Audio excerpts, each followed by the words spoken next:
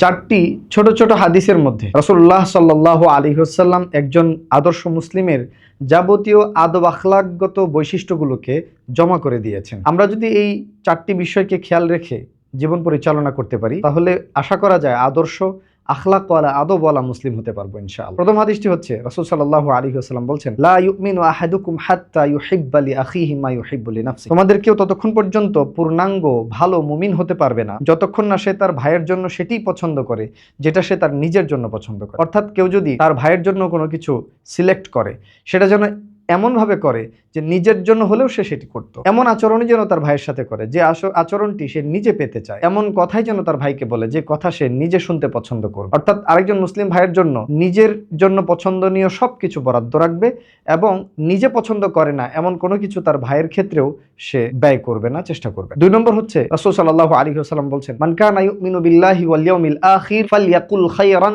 আও লিয়াসমুত। কেউ যদি আল্লাহ সুবহানাহু ওয়া তাআলাকে বিশ্বাস করে, আখিরাতকে বিশ্বাস করে, তাহলে সে যেন কথা বললে ভালো কথা বলে অথবা যেন চুপ থাকে। এই হাদিসটি আমাদেরকে কি শেখাচ্ছে? যে আমরা যদি কিছু বলি তাহলে যেন চিন্তা ভাবনা করে বলি, সেটাতে অন্যের কল্যাণ আছে কি। যেই কথা ও কাজে অন্যের কল্যাণ নেই এমন কোনো কথা বলার চাইতে চুপ থাকা হলো ঈমানের দাবি। 3 নম্বর, রাসূল সাল্লাল্লাহু আলাইহি ওয়াসাল্লামের কাছে একজন ব্যক্তি আসলেন, এসে বললেন, ইয়া রাসূলুল্লাহ আউসিনি, হে আল্লাহর নবী আপনি আমাকে কিছু উপদেশ দেন, আমাকে কিছু নসিহত করেন। রাসূল সাল্লাল্লাহু আলাইহি ওয়াসাল্লাম তখন তাকে একটা ছোট্ট বাক্য 3 বার বললেন, লা তাগদাব, তুমি কখনোই রাগান্বিত হয়েও না। অর্থাৎ রাগকে সংবরণ করা অত্যন্ত জরুরি, কারণ এই রাগ, এই ক্রোধ আপনাকে অনেক অনাকাঙ্ক্ষিত অন্যায় ও পাপের সাথে যুক্ত করে দেয়। সেজন্য সর্বাবস্থায় ঠান্ডা মাথায় রাগ থেকে মুক্ত থেকে সকল সিদ্ধান্ত ও আচার আচরণ করা উচিত।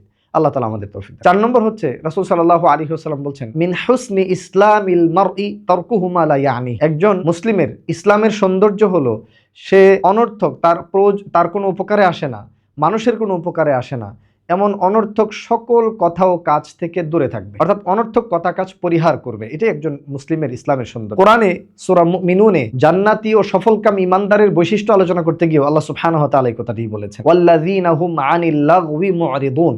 সফলকাম মুমিন তারাই যারা অনর্থক কথা কাজ থেকে নিজেদেরকে দূরে রাখে। অনর্থক কথা ও কাজ 2 ধরনের। একটা হলো যে অনর্থক কথা ও কাজের মধ্যে গুনাহ আছে, পাপ আছে, আল্লাহর অবাধ্যতা, সেখান থেকে বিরত থাকা ওয়াজিব, সেই কাজে যুক্ত হওয়া, লিপ্ত হওয়া হারাম। আরেকটা অনর্থক কথা কাজ যেটাতে কোনো গুনাহ নাই কিন্তু সেটা সময় অপচয় করে এবং অতিরিক্ত করতে গেলে ব্যক্তির আল্লাহ সুবহানাহু ওয়া তাআলার ইবাদতের প্রতি মনোযোগ নষ্ট হয়ে যায় এবং নিজের আমল ও ইবাদত নষ্ট হয়। তো সে কারণে অনর্থক কথা ও কাজ যেগুলোতে গুনাহ নাই সেখান থেকেও বিরত থাকা একজন মুসলিমের আখলাকের সৌন্দর্য। আশা করছি আল্লাহ সুবহানাহু ওয়া তাআলা আমাদের চরিত্রে এই 4টি হাদিসের উপরে আমল করবার তৌফিক দান করবেন এবং সে অনুযায়ী আমাদেরকে সুন্দর আখলাকওয়ালা ঈমানদার হওয়ার তৌফিক দান করবেন এবং সে আলোকে আমাদেরকে জান্নাতি হবার তৌফিক দান করেন। আমিন।